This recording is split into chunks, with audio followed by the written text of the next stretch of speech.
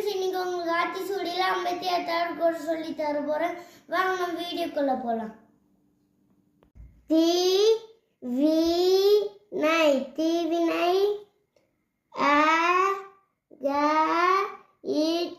அகற்று அகற்று தீவினை அகற்று. தீயினுயின் தீனு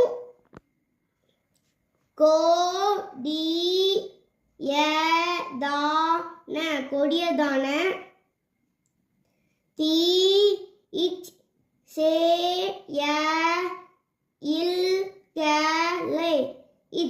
தீச்செயல்களை செய்யாதே. தீனும் கொடியதான தீச்செயல்களை செய்யாதே.